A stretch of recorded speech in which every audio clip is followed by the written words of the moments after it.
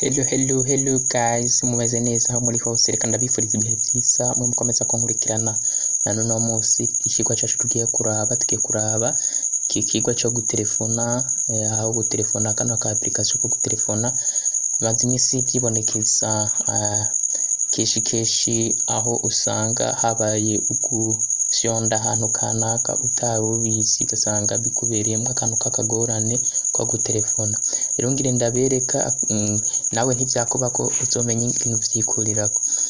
Hano muri kano ka application ko gutelefona turaje tuhakande. Okay, wabona tugiye gutelefona, urabona muri Android urabona kusanga keshi hajamwe 200. Rero hari ikiya gihe ugiye gutelefona aca hiyafisha umurongo wogiramo shwa. Buga muri iki gihe tugire turabe naho iyo atashwa isa biba vyatewe n'iki, biba vyagenze gute. Nkurikirana, kora follow, kora like, comment, agakomantere musangise n'abandi, share, mukore na subscribe kuri Menya Byinshi Phone nyene, kuri YouTube, TikTok yose tuba tubibereyeho.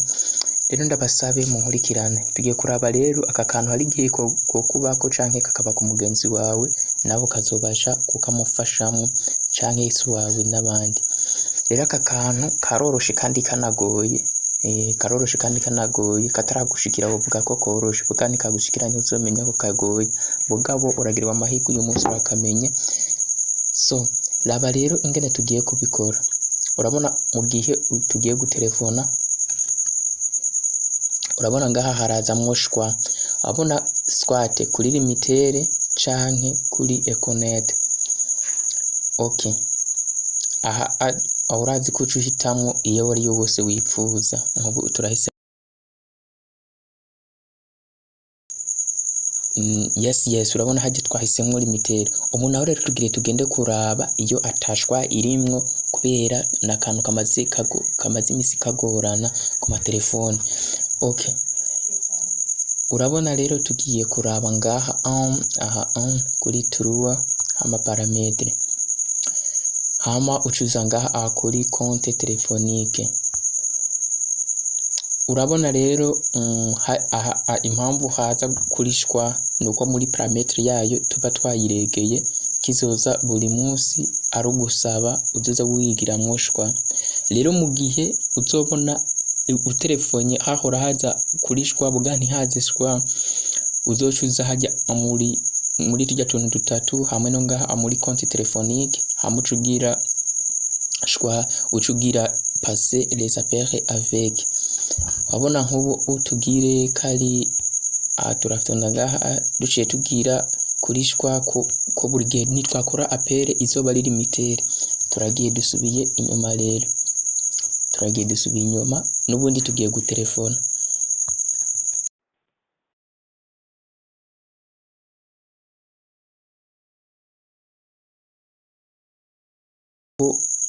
Hariho shwa rero aka niko narinda bazaniye. Rero wowe uzobibona bimeze nkuko wahora baguhashwa kuhitamwo limitere ya mbere canke ya kabiri canke limitere canke rewo canke ona mob. Uzobona rero ucugende iki yitwara direct sim ngo aha rero aho uzocuza kubikuriramo niho bibona nkuko uzocuza muri aka ka application ka telefone akanyene urakabona buri Android yose bigafise.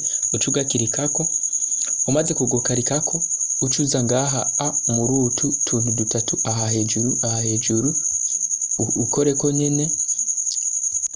Okay, utoca uza ngaha muri utu tuntu dutatu. Urabona ukiritsa ajya muri utu dutatu, aha mbere hari historique des appels, aha kabiri hari active enregistrement automatique. Uzocuza we kuri aka ka gatatu kuri parametre. Umaze gushika kuri parametre uzocumanuka aha kuri aka ka kane, akanyene hariho akantu kameze nk'umutwe w'umuntu n'umutumba, ucufyondako. Aha ari muri ca gihe telefone yawe izoba wahora utelefona bakakwereka amahitamwo buguge gutelefona, bakaba basigaye ibica bigenda direct nyimba ari muri revo canke limitere canke ari ya mbere ikaguma telefona ku ya mbere gusi ya kabiri udashobora gutelefona. Ucuza rero ngaha urabona turafiseho passer les appels. passer les appels urabona ni avec limiter, urabona appels zose twoza turakora zoca ziraja kuri limiter. Nk'ubu ngaha naho ari gihe ibinyene n'ibintu usanga wafyonze nyine uri kora telefona utarubizi bugabo ngo urabimenye ngene uzoza uravyikoreshereza. Hari n'igihe ushobora kugira passer les appels avec Econet rero ngaha rero wocuza urapasha kuri Econet gusa. Rero ukungene ucubikuramwo ucuza ngaha iyo ari uko bimeze ugaca ukirika aha akuri toujours demander ugaca ufyondako uzoba uhejeje ntibizosubira kuza birahamagara ku murongo umwe uzoza uratelefona ku murongo ushaka. Tuce dusubire inyuma ndabereke ivyo ndaberetse muboneka ari ukuri. Dusubire inyuma ngaha rero n'ubundi turagiyeko sawa. Uratelefone inamba arizo zose urabona ubu hariho shwa limitere Econet.